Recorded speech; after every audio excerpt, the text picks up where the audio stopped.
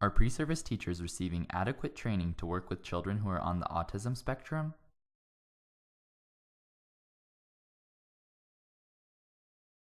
Do general education teachers have the sufficient knowledge to enhance the success of students in the least restrictive environment?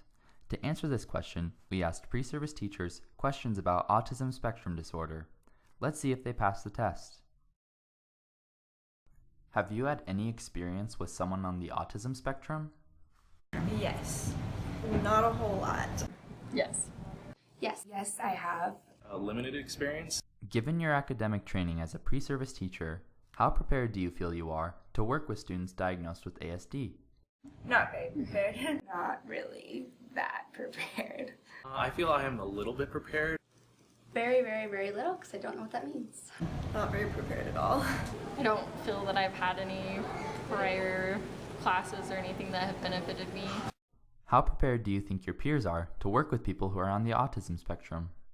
Not very prepared.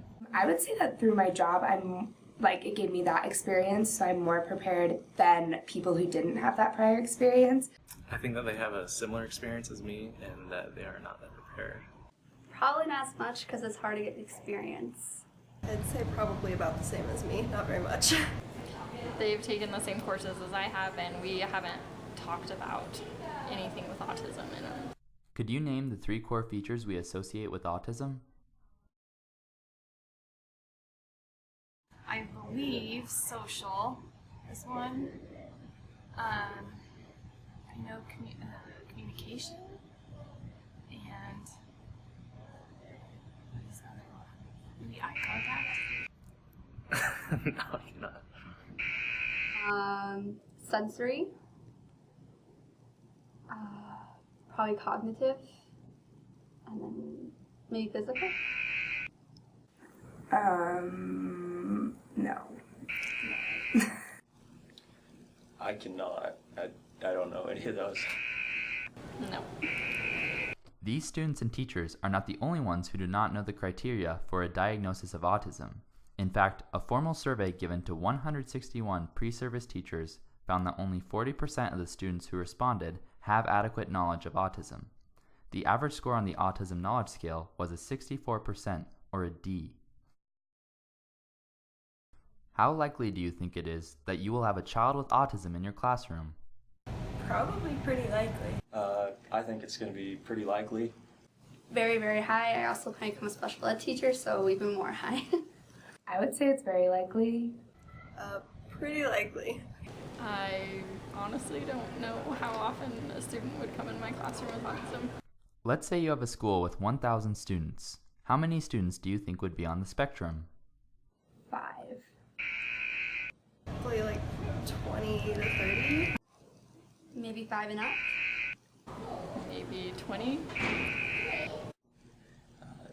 20 to 50 somewhere. Maybe like 10 or 15, possibly. What resources do you think would be most helpful for teachers to best serve students on the spectrum? Knowing more about autism and the teachers themselves, and maybe like a book on it or something. Just any type of professional who comes in and helps us train for it.